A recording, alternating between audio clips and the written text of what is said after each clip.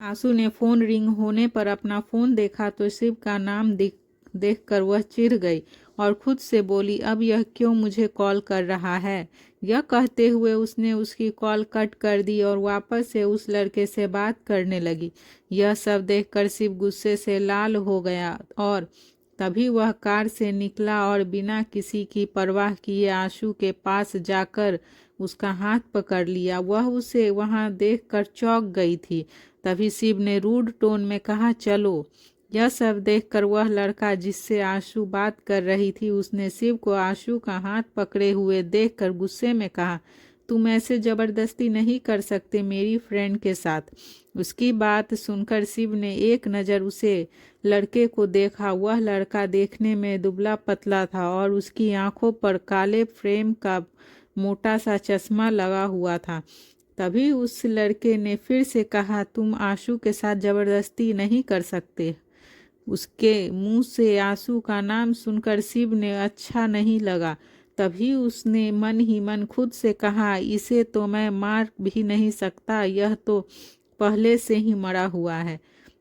फिर शिव ने उस लड़के को घूर कर देखते हुए कहा, ओह, तो तुझे यह जबरदस्ती लगता है। उसकी बात पर उस लड़के ने अपना चश्मा ठीक करते हुए धीरे से कहा, हाँ।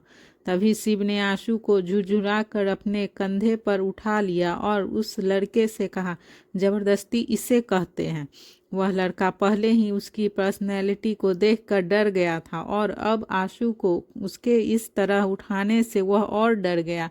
उसने शिव से कुछ नहीं कहा और चुपचाप खड़ा रहा। शिव आशु को अपने कंधे पर उठाए कार की तरफ जा रहा था। उसने उसके पैरों को कसकर पकड़ा हुआ था। वहीं आंसू उसकी पीठ पर मुक्के मार रही थी और उसे नीचे उतारने के लिए कह रही थी, पर तो उसके मुक्कों का और ना ही उसकी बातों का कोई असर हो रहा था, बल्कि उसके होठों पर शरारत भरी स्माइल थी। आंसू को ज्यादा छटपटाते हुए देखकर उसने धीरे से उसके बम पर अपने एक हाथ से टैप करते हुए कहा, शांत हो रहो वरना। उसने जानबूझकर अपनी बात को बीच में ही अधूरा छोड़ दिया। वो वही आंसू उसी पल खामोश हो गई जब उसने उसके बम पर टैप किया था। शिव उसे कंधे पर उठाए कार के पास आ गया और कार की बैक सीट पर उसे पटकते हुए खुद ड्राइविंग सीट पर जाकर बैठ गया। वह उसे हैरानी से देख रही थी। उसे तो समझ नहीं आ रहा था कि आज उसे क्या हुआ है, वह क्या ऐसे बिहेव कर रहा है। वही शिव अपने होठों पर स्माइल लिए ड्राइव कर रहा था और मन ही मन खुद से बोला, मुझे नहीं पता था कि मैं यहाँ तुमसे सॉरी बोलने आऊँगा और मुझे ही सरप्राइज मिल जाएगा। आंसू उसकी हरकतों के बारे में सोच रही थी। फिर वह गुस्से में बैक सीट से फ्रंट सीट पर आ गई और उसकी तरफ मुड़ते हुए उसे गुस्सा करके देखते हुए बोली, आप यहाँ क्यों आए और जो भी आपने किया वो करने की आपकी हिम्मत कैसे हुई। उसकी बात पर शिव ने उसे मुस्कुराते हुए देखकर बोला, हिम्मत तो बहुत है और जो अभी किया वह तो सिर्फ एक ट्रेलर था, कर तो और भी बहुत कुछ सकता हूँ। उसकी ऐसी बात सुनकर आंसू गुस्से में दांत पीसते हुए बोली, आपका दिमाग खराब हो गया है, इसीलिए आप इस तरह की बातें कर रहे हैं। शिव ने फिर से उसी टोन में कहा, हाँ, दिमाग तो सच में खराब हो गया है, तुमसे प्यार जो हो गया है। यह कहते हुए वह उसे ही देख रहा था। वहीं उसकी बात सुनकर आंसू ने चौंकते हुए कहा, व्हाट, कुछ भी बकवास किए जा रहे हैं आप, मुझे आपके साथ नहीं जाना, स्टॉप द कार। यह कहते हुए वह सामने देखने लगी। उसकी बात का जैसे शिव पर कोई असर ही नहीं हुआ। वह अभी भी मुस्कुराते हुए ड्राइव किए जा रहा था। तभी आंसू ने इस बार चीखते हुए कहा, I said stop the car. उसने इस बार भी आंसू की बात को अनसुना कर दिया। उसे खुद को इग्नोर करते हुए देखकर आंसू ने स्टीयरिंग पर हाथ रखा और उसे इधर उधर मूव करने लगी। यह देखकर शिव की आंखें बड़ी हो गई और उसने उसे देखते हुए कहा, यह क्या कर रही हो तुम, पागल लड़की, मरवाओगी क्या। अभी अभी तो मैं हॉस्पिटल से वापस आया हूँ और तुम फिर से मुझे हॉस्पिटल भेजना चाहती हो। यह कहते हुए उसने आंसू को देखा। उस पर उसकी बात का कोई असर नहीं हो रहा था। फिर उसने अपने एक हाथ से उसके दोनों हाथों को पकड़ लिया। उसके हाथ इतने जोर से कि उसके दोनों हाथ शिव के एक ही हाथ में समा गए। फिर उसने अपनी दूसरे हाथ से स्टीयरिंग को संभालते हुए कहा, पागल लड़की, थोड़ी सी शांति से नहीं बैठ सकती हो तुम? उसकी बात पर आंसू ने गुस्से में कहा, आपकी बकवास सुनने के बाद कैसे शांत से बैठूं मैं? तभी उसने आंसू की बात सुनकर अचानक से ब्रेक लगा दिया और उसकी तरफ देखते हुए कहा, बकवास? हाँ, तुम्हें मेरी फीलिंग बकवास लगती है? उसके हाथ में अभी भी आंसू के दोनों हाथ थे। शिव के इस तरह बोलने पर वह डरी सहमी नज़र से उसे देख रही थी। तभी शिव ने फिर से कहा, यहाँ मैं तुम्हें सॉरी कहने आया था, क्योंकि सुबह जो हुआ वह नहीं होना चाहिए था, वह गलत था। तभी आंसू ने उसे बीच में रोकते हुए कहा, एक्सीडेंटली सुबह जो हुआ वह गलत था और अभी जो आप कर रहे हो वह भी गलत ही है। उसकी बात सुनकर शिव ने अपने मन ही मन खुद से कहा, गलती तो मेरी दिल ने की है तुमसे प्यार करने की, और अब मुझे यह गलती अच्छी लग रही है। खुद से बात करके उसने आंसू से कहा, पहले मेरी पूरी बात तो सुनो। यह सुनकर वह शांत हो गई। उसने चुप देखकर शिव ने आगे कहा, यहाँ आने से पहले वह सब गलत लग रहा था, पर यहाँ आने के बाद सब सही लग रहा है। यह कहते हुए वह उसकी आंखों में देख रहा था, तो वही आंसू उसे कंफ्यूज होते हुए देख रही थी। शिव की बातें उसके सर के ऊपर से जा रही थी। आंसू को कुछ न बोलते देखकर उसने आगे कहा, सुबह जो मैंने गलती की उस गलती को मैं फिर से दोहराना चाहता हूँ। यह सुनकर वह उसे खा जाने वाली नज़रों से देखने लगी और तभी उसने गुस्से में कहा, छोड़ो मेरा हाथ। उसने यह इतने गुस्से में कहा था कि शिव ने उसका हाथ छोड़ दिया। वह कार से बाहर आई और अपना बैग लेकर शिव को देखते हुए बोली, आपका ना दिमाग खराब हो गया है? घर आने से पहले किसी मेंटल हॉस्पिटल में चेकअप करवा लेना। यह कहकर वह चली गई। तभी शिव ने उसे देखते हुए गुस्से में कहा, ऐसे नहीं मानोगी तुम। यह कहते हुए शिव कार से निकला और उसके पास पहुंचकर फिर से उसे अपनी गोद में उठा लिया। आंसू ने उसकी गोद में छटपटाते हुए कहा, छोड़ो मुझे, कर क्या रहे हो आप? नीचे उतारो मुझे, छोड़ो, यह क्या कर रहे हो? शिव ने उसकी बात पर स्माइल करते हुए कहा, वही जो तुम चाहती हो। फिर उसे कार में वापस से बैठाते हुए कहा, चुपचाप घर चलो, वरना वरना क्या? आंसू ने जोर से चिल्लाते हुए कहा। उसकी बात पर शिव ने कहा, जो सुबह हुआ वह दोबारा भी हो सकता है और तुम मुझे वह करने से रोक नहीं सकती। उसकी बात वह एक बार फिर से डर गई और एक छोटी बच्ची की तरह उसकी बात मानकर चुपचाप बैठ गई। उसे देखकर शिव ने अपने होठों को तिरछा करके धीरे से कहा, गुड गर्ल।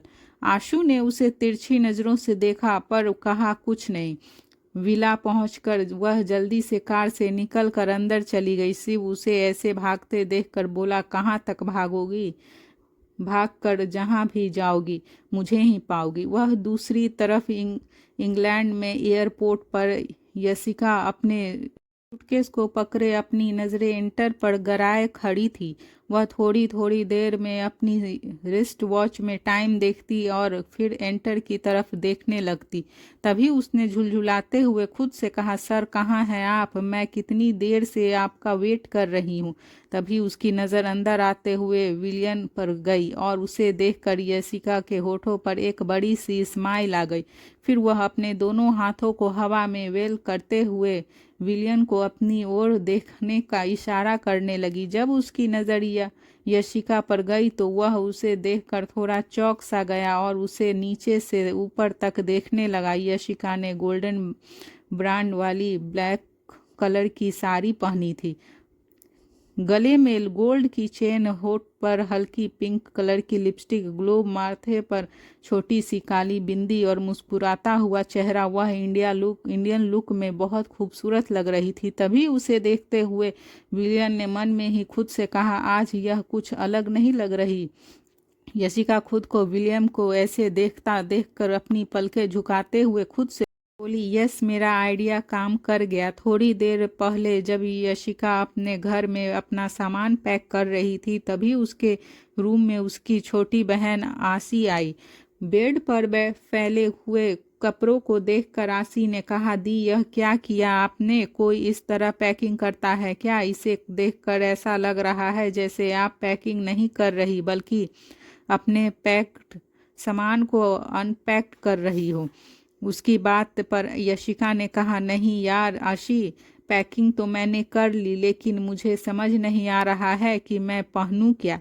उसकी बात पर आशी ने कहा, दी, आप पर तो सारी ड्रेस अच्छी लगती है, आप कोई सी भी पहन लो, आप ग्रेजुएस ही लगोगी।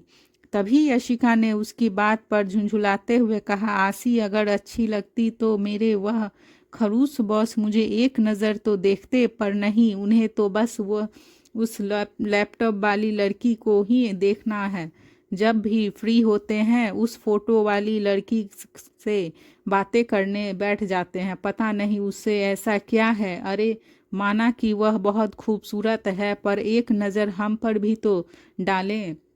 कितनी मेहनत करती हूँ मैं रोज़ाना, पर वह है कि एक नज़र देखते तक नहीं। उसकी बातें सुनकर आशी ने कहा, दी, क्या क्या कभी आपने उस लड़की को रियल में देखा है? उसकी बात पर यशिका ने कहा, नहीं यार, नहीं नहीं देखा। पता नहीं कौन है वह लड़की। पिछले 1 साल से मैं उसके साथ हूँ, पर आज तक मैंने उन्हें उस लड़की से मिलते नहीं देखा और ना ही वह लड़की कभी उसे मिलने आई। तभी आशी ने खुश होकर कहा, यह तो अच्छी बात है नदी। इससे पहले कि वह लड़की वापस से उसकी लाइफ में आए, आप उससे पहले ही उसके दिल में अपनी जगह बना लो। उसकी बात पर यशिका ने उदासी से कहा, वह तो मेरी तरफ देखते भी नहीं, फिर कैसे बनाऊं मैं उनके दिल में अपनी जगह? यह कहते हुए उसने मुंह लटका लिया। तभी आशी ने उसे कंधे से पकड़ते हुए कहा, अरे देखेंगे देखेंगे, जरूर देखेंगे, बस जैसा मैं कह रही हूँ आप वैसा करो। अपनी बात कहने के बाद वह उसे रेडी करने लगी। जब यशिका रेडी हो गई तो आशी ने उसे देखते हुए कहा, दी, अब देखना, मेरे होने वाले जीजू की नज़र ही नहीं हटेगी आप पर से।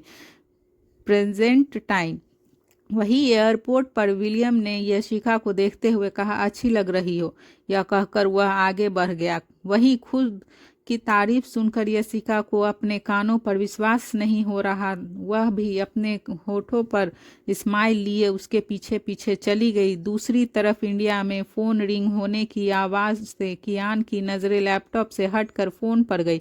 उसने कॉल रिसीव करके हेलो कहा। दूसरी तरफ से उसी डॉक्टर ने हेलो कहा जिस डॉक्टर ने सुहानी का ट्रीटमेंट किया था। तभी बात को आगे बढ़ाते हुए डॉक्टर ने कहा, क्या आपने अपनी वाइफ को सच बताया? उसकी बात पर कियान ने कहा, अभी नहीं। डॉक्टर ने उसे समझाते हुए कहा, देखिए मिस्टर ओबरॉय, जितना जल्दी हो सके आप अपनी वाइफ को सच बताएं। अगर उन्होंने ज़्यादा उम्मीदें लगा ली और तब उन्हें सच पता चलेगा तो उन्हें और भी ज़्यादा हर्ट होगा। डॉक्टर की बात का जवाब देते हुए कियान ने कहा, ओके, मैं उसे आज ही इस बारे में बात करता हूँ। अपनी बात पूरी करके वह जैसे ही कॉल कट करने को हुआ कि तभी उससे पहले ही डॉक्टर ने कहा, नेक्स्ट वीक उनका एक और टेस्ट करना है। यह सुनकर कियान ने कहा, ठीक है, मैं उसे ले आऊँगा।